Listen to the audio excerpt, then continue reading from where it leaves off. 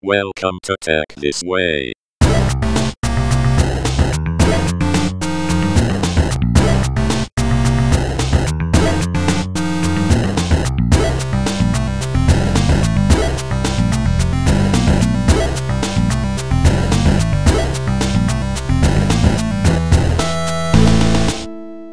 Okay, all good? Good. Welcome to Tech This Way. Yes, thank you for inviting me. So where are you Is my calling in from? background okay? I can see. I wonder where you are from. So I'm actually currently in Brunei, but I will be in Singapore in a few days' time.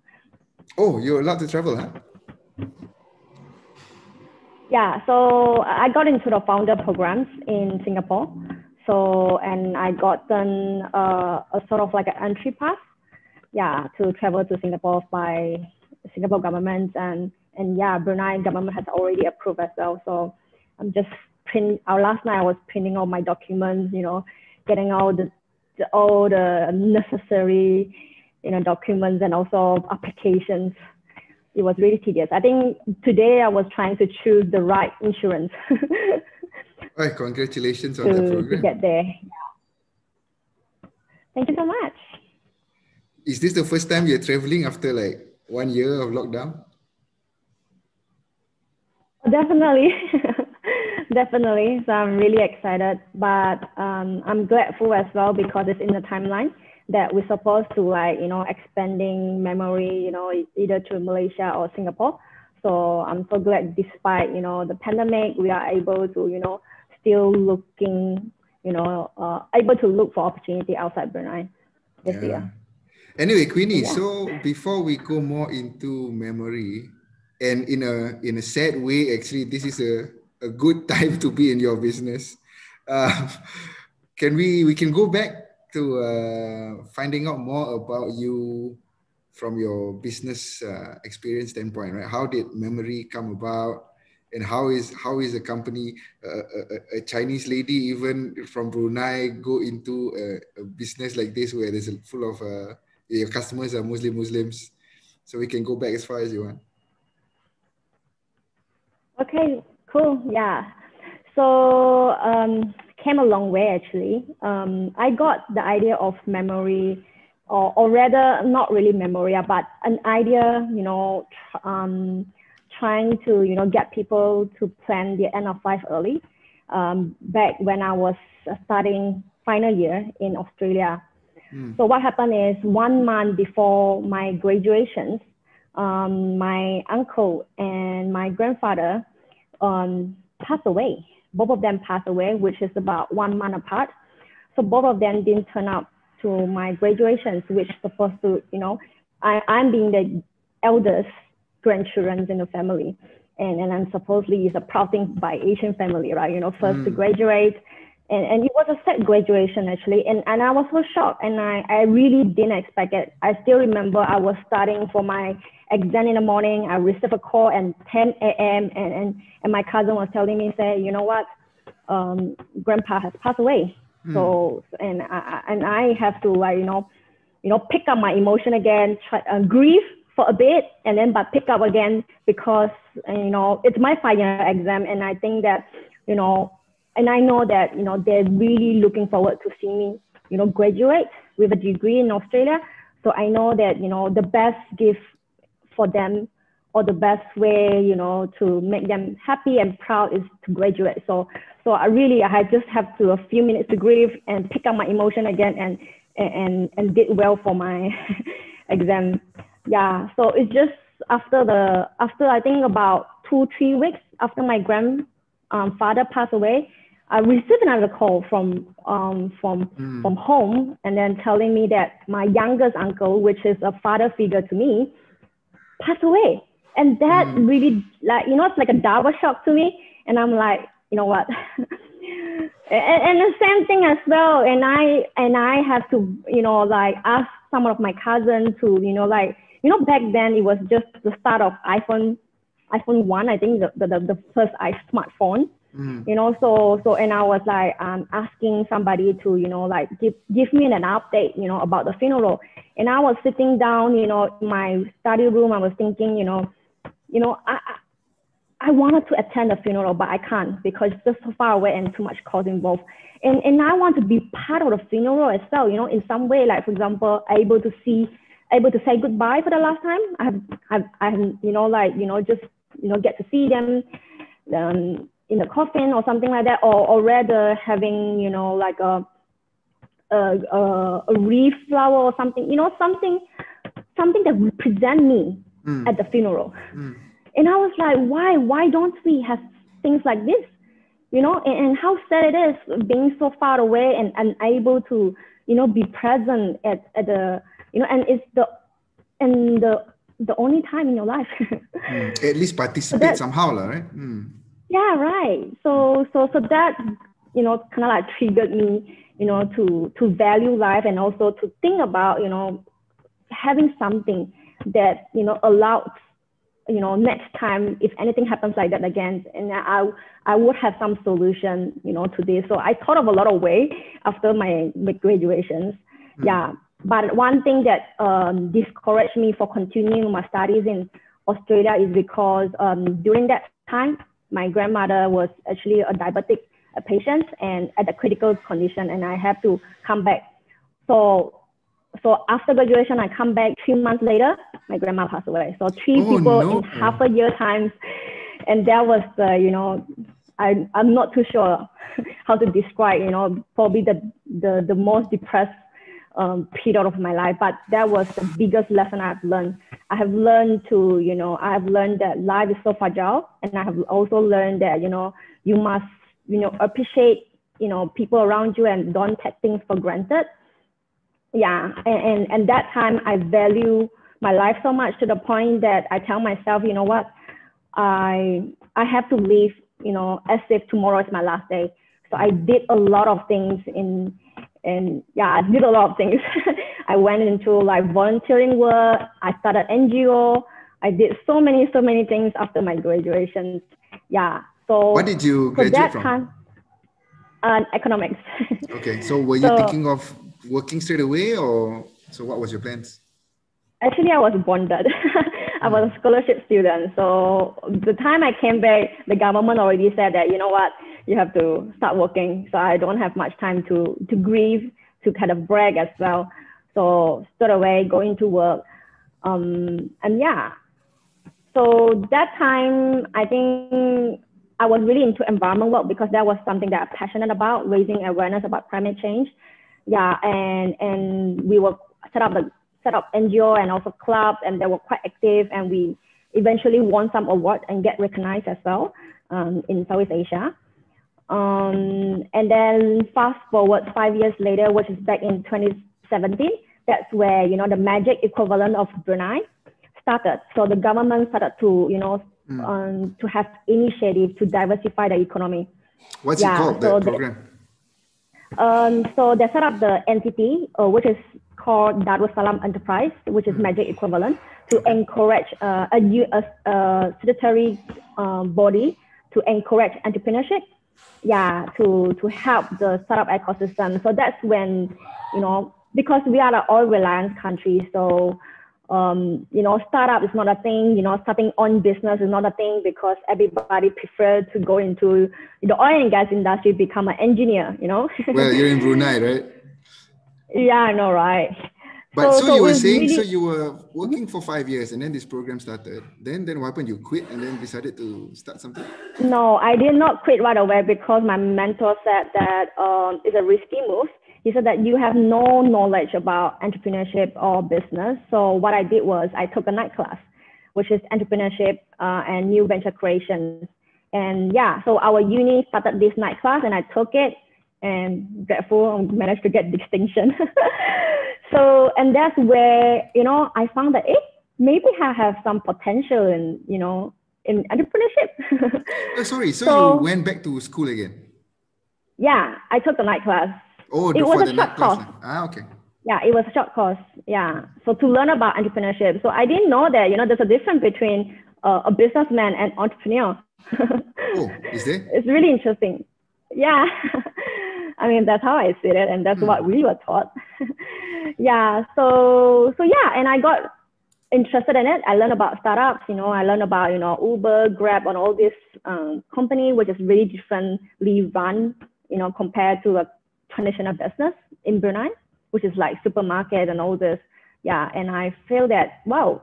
So one key thing about entrepreneur is about solving problem and came up with innovative ideas or things that already solutions that not really existed yet. Yeah, so that got me interested, and I thought that maybe it's a good idea to start Memori, but I got stopped by my mentor again. He said that the ecosystem is not ready for you. He said if you were to venture into Memori at that time, which is like 4 years ago, I said I can guarantee you it will fail. I'm like, what? At first I thought that they're just being discouraged and then or curse me or all these things. But after went through this course, and I realized that how important an ecosystem is. You need to have the infrastructure there. You need to have the VC grant, angel investors. Otherwise, how are you gonna, it's gonna be very hard to bootstrap and start when all these things are not there. Payment gateway, especially. So that's when I started with a group of friends, a company called Startup Brunei. So what we do is like a venture builder to help connect the rest of the Southeast Asia accelerator with Brunei to build you the quit the startup job ecosystem. and set this up? I didn't quit the job. I was doing as a volunteer as well. Okay, cool. So I love doing things on the side. But I'm curious from back to the startup ecosystem in Brunei, right? Because obviously Brunei is quite small. So when the Darussalam enterprise was set up, was a lot of the ideas there already targeted to be regional because you can't depend on just Brunei market? I would say it depends. It depends. It's not easy because think about this. I would say that the idea of startups and entrepreneur is really new in Brunei back then. And you know that being an oil reliant country, right? So actually a lot of people are actually very skeptical about starting business, especially startups. Yeah. So because of that, and another thing is there's not many pioneers in the country or mentor that has really a lot of experience in this field to actually tell you how to strategize things. So because of that, your lack of exposure, all you can think of is kind of like all you can think of, or rather being safe, is really targeting your own country first. Okay. I would say. Yeah, but because I have mentors in Singapore and Malaysia, so I was fortunate enough. I was taught that when I started Memori, my strategy was to start in Malaysia first. So my first boot camp was actually 137 by Bcash and Next. Yeah. So that was my first our first boot camp. Yeah, so and the second one only that when you Brunei. decided to help set up the startup, what's it called again? The startup. Startup Brunei. Brunei, right? So you were still. So did you start Memori already at that point, or? No. Oh, okay. Not yet. That was 4 years ago. Was it? Yeah. Okay. Yeah. But the idea in terms of business was still something along the lines of Memori, something around legacy planning. It was always there. Yeah. Startup Brunei was a venture builder just to. So we invited a few international speakers, those who came to Brunei, and then share their experience with Brunei startups, about how to run startup and how to run business. So it's just to raise awareness about startups and entrepreneur and all these international ideas, teaching Bruneians how to, look beyond Brunei. So that was the whole idea of that company. Yeah, and so connected that to triggered that triggered you to, hey, maybe you should start anyway. Yeah, there was actually a recommendation by my mentor to learn about a startup ecosystem, to get connected. Is that one of the ways to, he said your network is very important when you want to run a startup. So I'm using Startup Brunei in a way to build my network. Right. Yeah, and learn from different mentors around the region. Yeah. Okay. So then what happened after your bootcamp? So Startup Brunei, and then later on, very interestingly, we got approached by, I would say, a foundation to start I would say, a project, which is the Autism Center. So what we did was, because of this Startup Brunei, we were actually mentoring some startups. And one of the startups that I picked was actually a startup that actually looked into, autism education. In Brunei? So in Brunei. So what I did was that there's lack of resources. So what we did was we become a manager that coordinates the investors and the startup together. So we basically become a coordinator between these two. So what we do is, other than being just, mentor the startup, we work together with the startup to run this, this education. With the funding from the investor. So that went quite well. So it become a thing right now. And that autism right now, after 1 year, we pass it on to the foundation right now, and it's become a national center. Nice. That's under the care of the Ministry of Youth right now. Okay. Yeah. So then what happened about your own dreams? Yeah, right. So I think because of the starting of the autism center, that was like, it's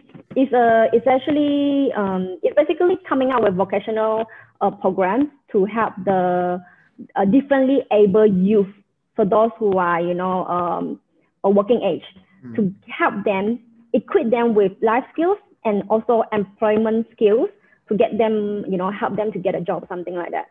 Yeah, so we did that for 1 year, and everything was started from scratch because, this industry also is not quite developed in Brunei. That project trained me a lot. So after 1 year, my mentor said, maybe it's time to get into Memori. Yeah, so that's when I ventured into Memori. Yes. So in terms of a business idea itself, it was always the same for you, I would say pretty much around the area. Yeah, and you can tell the branding itself. I can tell you it's actually revolved around my my ancestor. What do you mean? If you look at it's actually an infinity, right? My logo, infinity. So what I think is, I feel that, the person might leave this world, but whatever memories we have with that person is just, forever living in our heart. Okay. Nice. Yeah, so that's the meaning of it. So there's a branches around the logo. So that branches means peaceful. Yeah, it's an olive branch. It means peaceful. So when we start planning early, right? So eventually we will have a peace of mind, because imagine a person who just passed away, unexpectedly. I'm pretty sure there's a lot of worries. There's a lot of things that have not got a chance to tell their loved one. So it's hard, it's hard to live. So what Memori idea is, plan early so that you won't live with regrets. Your family won't live with regret, and you won't live. I mean, you will actually live at peace as well. That's the idea. So when you started, your mentor said, okay, maybe it's time, right? So what did you do? You're like, okay, where do I start? Yeah, so they said that the first thing is we joined 137 boot camp. So we pitched. Interestingly, we came a long way as well, I tell you. Our first idea was e-commerce for picking your coffin. Okay. Okay, that's not too far away from that whole industry, I guess. Did you know the reason why is because in Brunei, just to give you an idea, because I grew up in Malaysia, I know. In Malaysia, it's very common to go to a shop, just a shop lot, and then you just pick the coffin. Okay, I don't know actually. Yes, there's shops. There are just shops somewhere in a town, and then you just go in, and just pick a coffin. But in Brunei, because we are Islamic country, and for several reasons, right, we don't have these shops in Brunei. At all, yes. Oh. Okay, so what do people do? Yeah. That's an interesting thing, right? Interestingly, because my Brunei family, my family actually, sell coffins. So what we have is in the backyard, we have coffins, and then it's all through word of mouth, no advertisement. Oh, you're not allowed to? I hope I don't get you into trouble. I've yet to figure out what's the reason, but yeah. I see. So this is how it's been practiced in Brunei. So unofficially, officially you can't buy coffins in Brunei, like? Yes. Oh, wow. Yeah, so it's very hard to find, especially for younger generation. So that's when I thought that, maybe having an e-commerce, okay, maybe I'm not a very taboo person, but me, I would love to pick the color myself, the color of the coffin, and then the type of the coffin, what kind of material, all these things. And I thought that it might be a great idea, isn't it? So now this e-commerce business makes sense to me. Right. Yeah. Right. Of course. Yeah, there is a market for it. Yeah. Yeah, but what the VC says? What did the VC say? It's just too taboo. It's just too scary. The customer journey is just not right. If people are not in the right mind. So in Asian culture, we later on, realize that as much as it makes sense, in the Western country, it works. But in Asian country, especially like Brunei, Malaysia, and Singapore, I would say these three countries are very similar in terms of culture. The right journey is you rely on a senior person in the community, and that person will just try to arrange it for you and a recommendation. And all the community, so Chinese, normally in Malaysia as well, so Chinese, those normally will join an association, like a Chinese association, like I'm Chong, right? So in Johor, where I grew up for a certain period, it's like a Chong association will come and assist you. So the customer journey is, the association people are the first point of contact. So it's not in the right mind to go to the platform and Google, where's the coffin? So obviously there are coffin shops in Malaysia and Singapore, right? Yes. So even here in Malaysia, you're saying people don't just go there coffin shopping? Eh? They do, but then it just don't go it online. Okay. It's something a little bit more, I don't know, respectful lah. You need to go and go to the shop and yeah, it's not I would say that the idea is a little bit more advanced. So 4 years ago, that was 4 years ago. Right. So we got shut down by the VC and nobody want to invest in us. They think that, you have some direction and potential, but nah. So that's when we look into blockchain. You should have found we should have found some Western investors. I think they would have seen it. Interestingly, those who contacted us had short interest are investors from Australia and the UK, all this.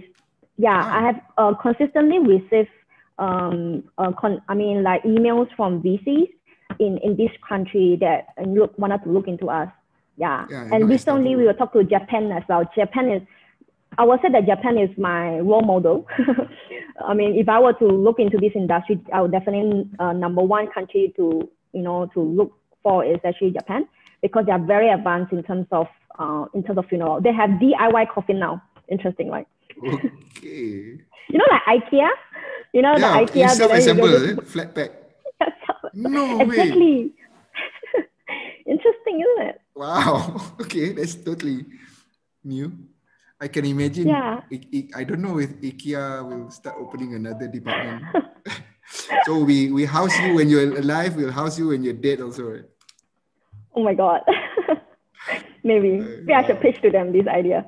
Yeah. Sorry. So then, so the idea was shut down. No coffins online. No coffin online.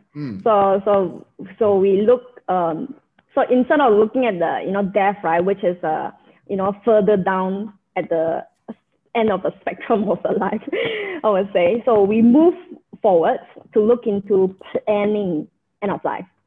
Yeah, so that's when we realized, one of the things that, so during my grandparents, funeral, number one thing that arose was a lot of discussions on the wealth distributions. Yeah, yes. Very sensitive discussion. Yes. So even there was a lot of discussion on, what sort of coffin, some were saying that, we should go for, like there's a lot of pattern, whether it's like a lily flower pattern, so whether it's like the Buddha pattern, all this was discussed during the funeral. Imagine that. And if you have more children, who's to decide? Yeah. Who's the, how you call that? Who's the decision maker? Yeah. Right. So I see it on my own, and then I see how my family discuss all these things, and then end up not really a happy discussion after that. Yeah. And I mean, everybody's so emotional at that time also, right? Yeah. When somebody's passed away. Yeah, and I thought that, what? And I was like, grandparents, why didn't you guys decide early? Right. So that's when I learned about, what? Maybe we can write it down in our will, because that's what it serves, right? You need to write down write down how you want your asset to be distributed, or your funeral arrangements. So I thought will be the the documents that make sense to solve this issue. So that's when we look into will. But the issue around the will is, of course, the legal side, and second thing is authentication. So that's when we look into blockchain. Maybe we use because blockchain 3 years back then was a thing. My mentor was like, if you go into blockchain, you will be able to raise funds. The answer is blockchain, yeah. Being a new entrepreneur, definitely, I was like, yeah, whatever that gets me money, let's look into it. Yeah, so we actually built it, I spent half of my investment money into building that platform. It was a really cool one. So basically, you go to my. When you say we, so who's the team at this point? So we have a mentor, which is Mark, and then there's another guy called Jonathan, which is my co-founder in Malaysia right now. So 3 of us, actually the one that brainstormed around this idea. Okay. Yeah. So in terms of the technology skills itself, where did you find them? So because blockchain was a thing back then, so we actually asked around and then get connected to one expert to another expert just to understand how it works. Yeah, and we study about blockchain as well. So you set up this blockchain for wills, lah? Yes. So basically, you go to the platform, you write a will, of course, it will timestamp, right? And you upload the documents to the platform. So in the event that when the person passed away, the testator passed away, we will inform the executor, and the executor will get a private key to access the vault. Yeah, and then and then execute everything. Sounds cool, right? But it was too advanced. Okay, so the problem wasn't the technology, lah. What do you mean? Yes, the problem is not technology. So that's when I realized that the problem is the topic itself is a taboo.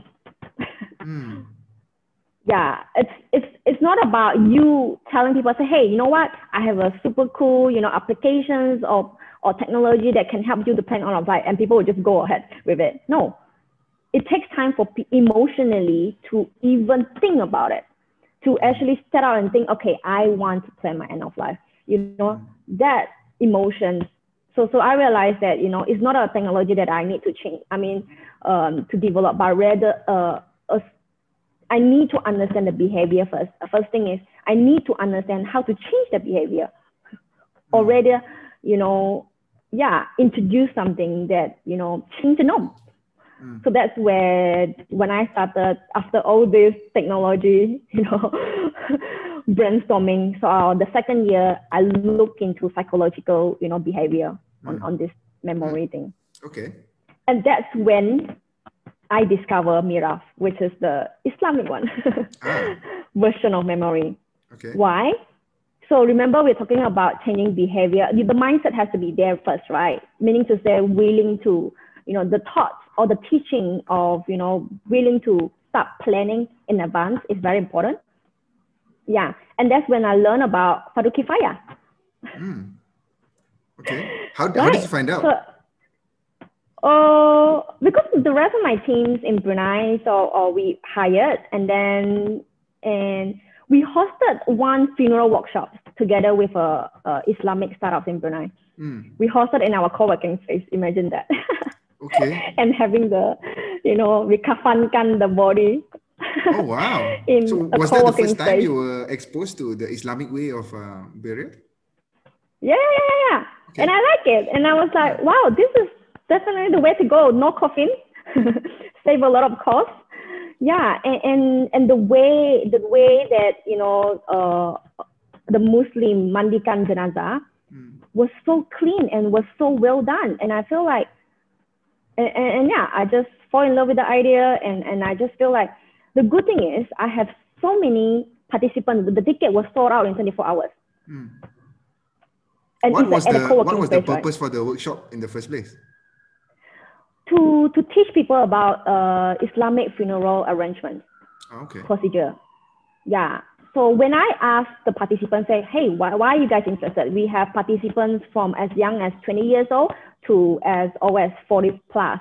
And I was asking them, like, why did you guys, attend this workshop? They said that it's compulsory, it's necessary to know it. And they told me about Fardu Kifayah. They have learned it in Ugama school. It's just that they was not being able to practice it. Yeah, so having this kind of workshop to just kind of like recall and refresh their mind again about the procedure was a good thing. So that, that can help, the neighbors and the community whenever times come. So that's when I feel like, wow, because it's in the, how you said it, it's in the religions that, that religious teaching that, I would say that it's because it's in their teaching. It's a something that they need to learn. Yeah. So it was easier than instead of convincing them to learn. It's like they know they have to learn. You have to. Yeah. Yeah. So I assume there were not that many similar courses in Brunei at the time. Yes. Yeah. Not many. So it's either conducted by the Ministry of Religious Affairs, but I would say that in a startup level, all this it's not really common. Yeah. So that workshop is kind of like, I would say, not being gone viral, but rather become a hot topic. Yeah. So that's when I knew that, maybe this is the answer to the questions that I've been looking for, right? So yeah. Moving forward, we started to look into this area and then found that, so what are the things that we need for, so what are the things that we need to host a Muslim funeral? So the most important thing is the kit, right? The janazah kit. So that's when we start doing research and ask, how easy to get the kit. And then everybody was like giving different information. They said that, okay, you go this shop, and I go this shop, don't have. And I got that shop and I have to assemble the items, from so many shops. And I'm like, why can't we get it in one place? Right.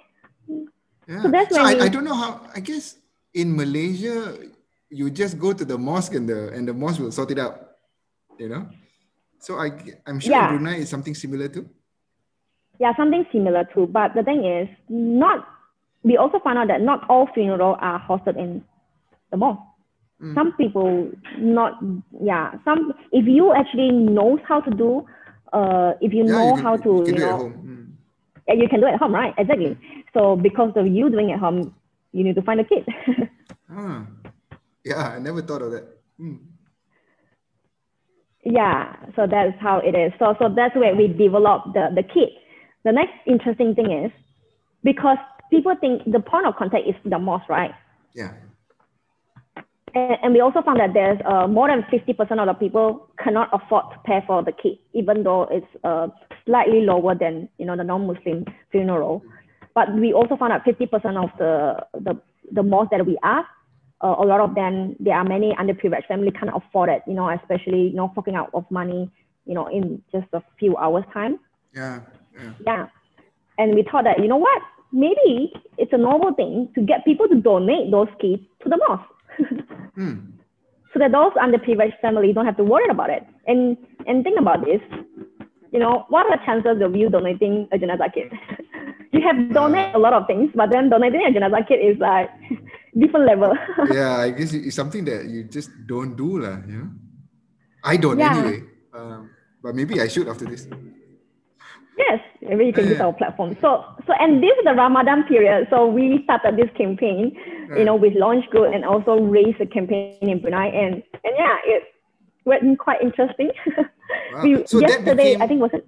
So this Janazah kit became one of the parts of your business. Yes. So we thought, Janazah kit become a conversation starter for end of life.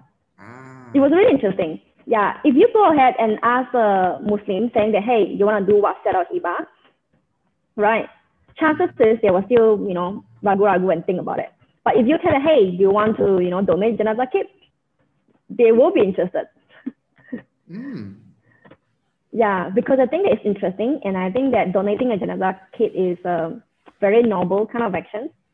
Yeah, and especially during this Ramadan. So how did that evolve then in Brunei? I mean, at the start of your business. So you started doing this, suddenly become quite well received.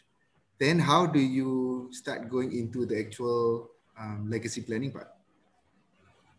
Yeah. So the Memori, we started as a will planner, right? So remember the blockchain. So I removed the blockchain, but keep the will writing platform. You can go to Memori website and then register an account, and you just have to click. You fill in the form, a PDF will be generated. You have to print off, and that is a will as good as with the lawyer, the basic one. So you just have to sign it along with 2 witnesses, and to get validated. So people know us for being a will planner. Yeah, but the thing is, it didn't go as well as I expected. Is because because will applicable to non-Muslim, and the non-Muslim community in Brunei is about 10 to 20%. I guess everybody there. Yeah, and the interesting thing is, the moment we started Memori, I received a lot of inquiries from the Muslims saying that, hey, I want to write it. But I said, it's not applicable to you. Okay. So that's when I thought, you know what? I should look into Sharia law. Yeah. And yeah, because Sharia law, I have not really studied yet. So it took me a while, I would say. So while we were, validating the Janazah kit, I was learning about, the wasiat, hibah, and faraid. Yeah. So right now, the Janazah kit is already on our platform. People can buy and donate easily. They don't have to go through us. They just make a payment online. We will just deliver the Janazah kit. So now we also have, they can make appointment with us so that we will connect them to the Sharia lawyer to do their wasiat or hibah. And also recently we were connected. We were in this Etika program, thanks to you, that we got into this program. We got connected to Maslaha Tech, which is a Malaysian company that actually developed the system for the Malaysia Sharia court. So now we are working together to do the Brunei version easy faraid. Yeah, so soon enough, we will back to being a one-stop platform legacy planner again. Okay. Give me a second. Can you hear the rain at the back? Yeah. Music. All right.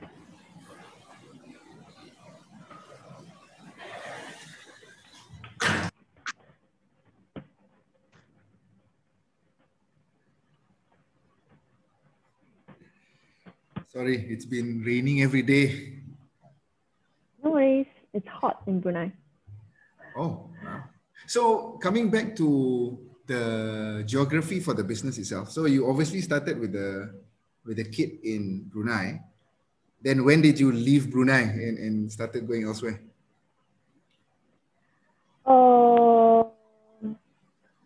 I was at the Janazah kit, all this were developed during COVID last year. Yeah, so 2019 was discovery about Memori, the will planner, and also psychological behavior, all these things. So 2020 was the time we locked down in Brunei, and that was the time that we started to, look into developing Miraf as an Islamic brand and localize the whole Memori, I would say. Yeah, so we spoke to Imam, we spoke to Pengkapai, whoever that's in this industry.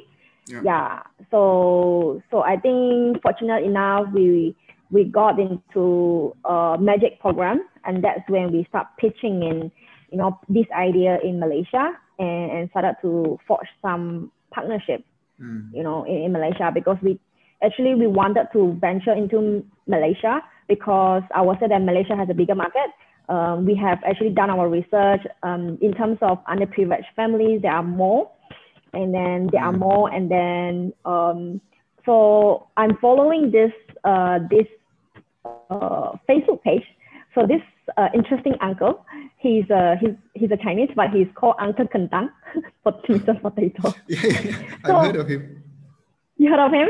Interesting guy. So what happened is he has been helping. He has 24 hotline that helping the Muslim community actually with the janazah van, because a lot of them do not have enough money to pay for the janazah van. Bring the deceased home. So what he did was, raising funds, and then he actually provided a lot of janazah kits. Janazah van. So, and I thought that, wow, I've been following him, and he has cases almost every day. Yeah. So I thought that Malaysia will be a bigger market in, this janazah kit will definitely help more Malaysians. So I guess the problem right now is the lockdowns, right? It's kind of messed up your plans, lah. Yeah, kind of. But I guess it's also an opportunity to expand your network, lah, right? Before you jump in. Yes. And also to polish up the business, I guess.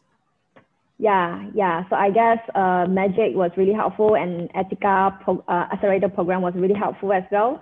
So that was the program that we joined last November to this February.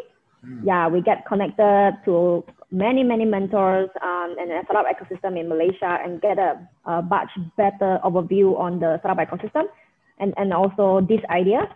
Yeah. So I think right now what we are looking for is actually just set up the operations and gather the kit, and then pack, and do the same thing. So what is the plans? I guess right now is a question of, growing the business a little bit more in Brunei. But what's the plans, assuming, the COVID thing, everybody gets vaccinated and you can start traveling again? What's the plan in the near future? Actually, right now, as I mentioned earlier on, I'm going Singapore next, and I do feel that, Singapore, so far I've joined Accelerator program in Malaysia and Brunei. I have not joined one in Singapore, and I feel that I want to connect the dots, because these three countries are the country that I'm targeting, and also Commonwealth country. That's, other than that, we have similar culture and similar demographic. So I think the missing puzzle right now is Singapore, so which is very fortunate I'm going there. So I wanted to connect the dots and learn more and gain more networks there. And hopefully, once the borders open, because Singapore is just next to Malaysia, then I should be able to, set up the operations again and go back to the plan that we have earlier. I guess it sounds like you've got two different businesses in a way, right? For the Muslim part, anyway, there is the kit, the janazah kit, and then there is the will writing, wasiat writing, half of it, right? For both of them, who are your competitors, or do you have any competitors? I would say that as a one-stop platform, that I have not seen one yet. Yeah, as a one-stop platform that provides end-to-end, I've not seen one. But if you were to split it like, funeral director, those who sell the janazah kit, of course there are, if you were to, people who do wasiat and hibah, of course, like Maybank also does it, and then Amanah Raya also does it. But that was the idea, right? Back then, I just feel that we have insurance company, we have this, wasiat and hibah, company, and we have funeral director, but they are not connected. The reason because they are not connected, and I feel that the way you plan N05 is not really holistic. Yeah. So what we're trying to do is to connect them. We are the I will call myself a coordinator in some way. Yes. Okay. So what about the team itself? You started off with just the three of you mentioned. So how has the team grown? So we have about 6 people I've been 7 right now. Yeah, 6 to 7 right now. So one just left us. Yes, for a better opportunity, but it's good for her. Yeah, well. So yeah, so but the thing is in Brunei, so we have an operation team in Brunei right now, and actually all of them are Muslim. So which will be fully focusing on Miraf, while I will be going out there to set up another operation, which is basically duplicate another another team in other country lah. Which means that it is quite, it's not something you can do remotely lah, per se, right? You do need to have the local teams. Right? Yeah, I would say, yeah, you need to get to know the right people, because this industry is interesting. You know, I like to pick young people, but the thing is young people are not exposed to this. So it takes time to find the right people. I would say that when I look for the people, I look for them whether they have this compassionate, you know, heart that, you know, or they have some experience around end of life. Because if you have experience, you know, death in the family, more likely you will understand the pain. Yeah. And those who have elderly parents, they are constantly worried about. Yeah. So those are the people who are more eager to learn about, you know, our solutions and able to think, because they are also thinking for their family. Yeah. So I guess Malaysia being the larger Muslim community, right? You need to spend a bit of time to grow the business here, I guess. Pick the right state, I would say. Okay. Why do you say that? I actually explored, okay, I grew up in Johor for a few years, so I know Johor, how the demographic is like.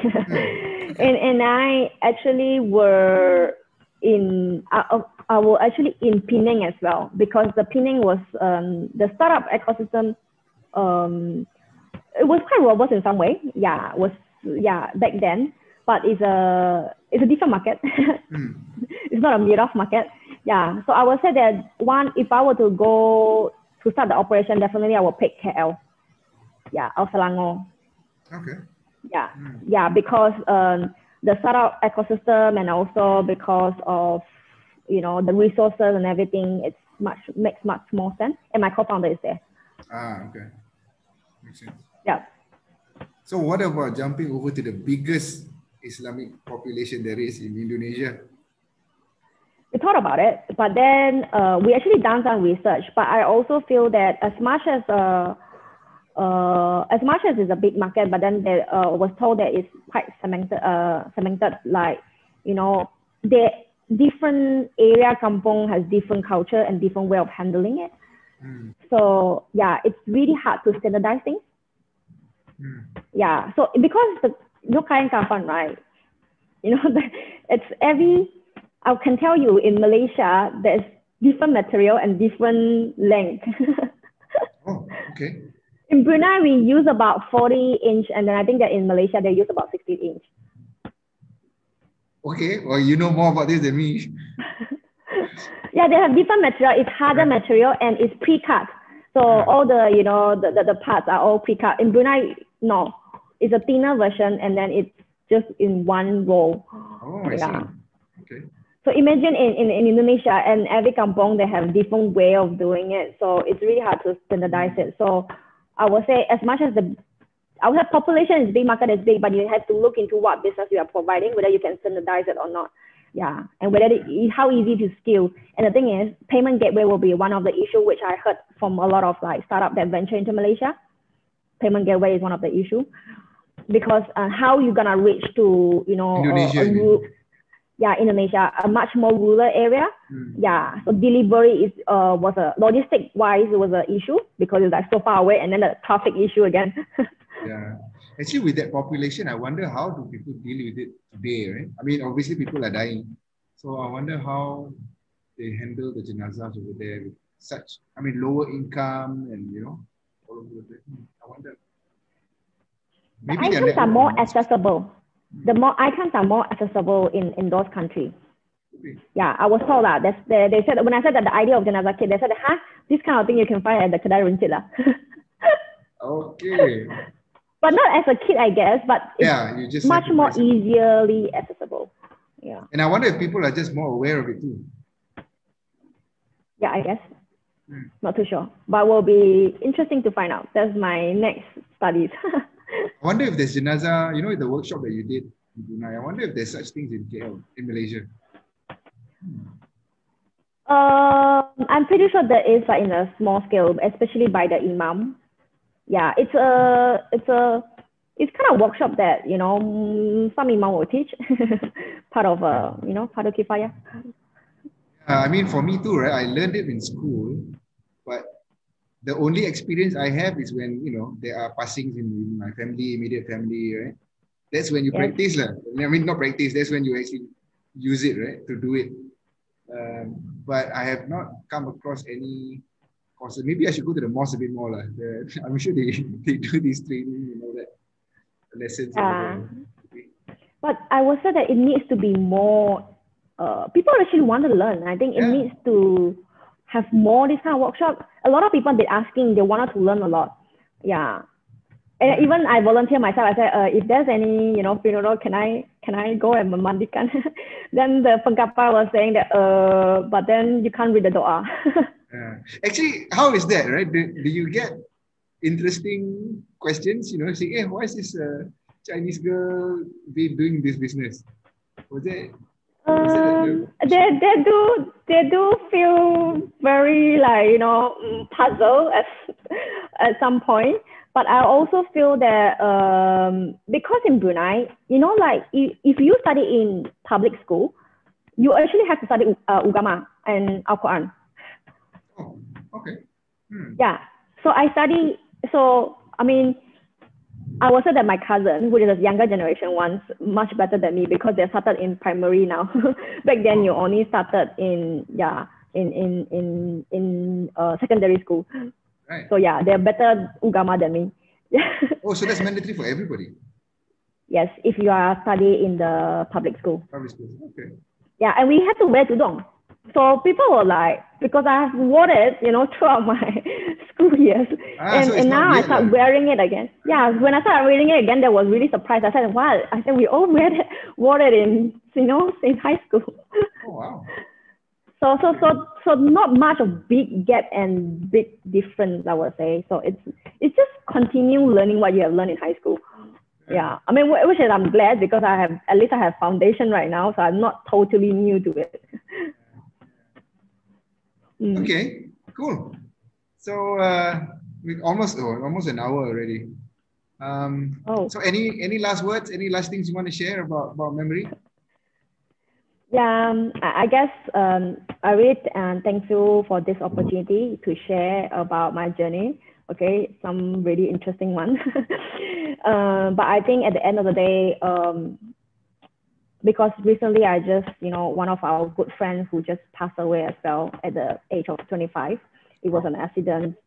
Yeah, and that got me really thinking as well. So I think my piece of advice is really to, you know, start thinking about this topic, you know, yeah, and not just for you, but for those who going to be, you know, left behind, you know, and it's really traumatizing to, you know, experience, you know, sudden death, especially without having the chance to say goodbye.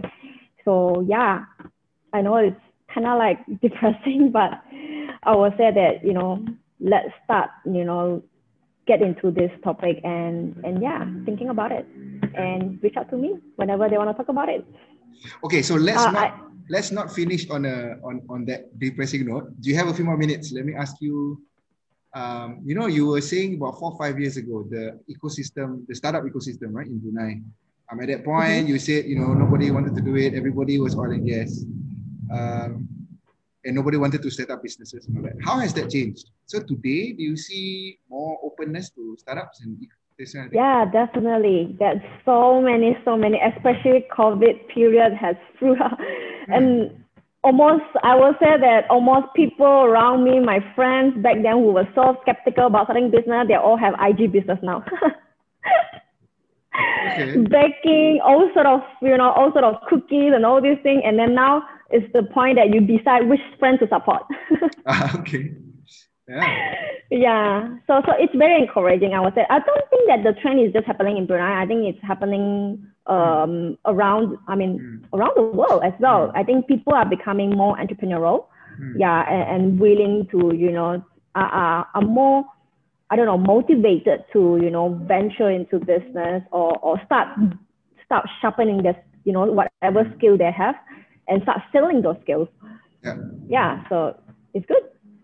So what about the Darussalam Enterprise? Is that still going strong? Yes, yeah, they have more right now. So they discovered that in Brunei is a small market. So they, instead of focusing on, back then there was an accelerator program for tech startups, I would say startups. So now they have a mini, they have another boot camp focusing on the F&B industry as well.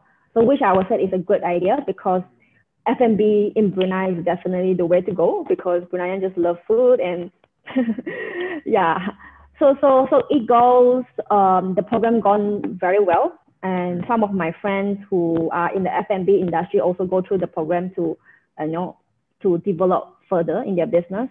Yeah, I would say it's very encouraging. I'm really happy to see how Brunei has finally, you know, be more open towards, you know, businesses and all these things. And hopefully one day we'll be able to, you know, moving away from the oil and gas. Yeah.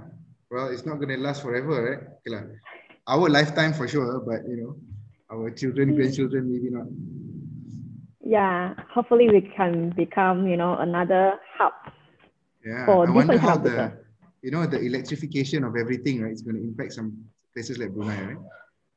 You know, electric cars and all those kind of things. Yeah, I think they just recently launched as well, going into the pilot project of, you know, electric car. I have an hybrid car. Oh, cool. Good job. Yeah. Save the environment. So, well, you did say you were quite passionate about the, you know, yes, environment too. Right? Yes. Yeah, in fact, in Brunei, you should just, encouraging. all you need is a bicycle, don't you? It's so small. No, it's just so far away. And it's so hard unless you are in the Western country. Yeah. Okay, I'm already very skinny, yeah, so I don't want to lose my weight again. I'm already very skinny, I don't want to lose my weight. Well, that's good. There's all these food startups over there. Like. Okay, thank you. Okay, Queenie. Thank you so much. Thank you so much, Amran. Thank you, everybody.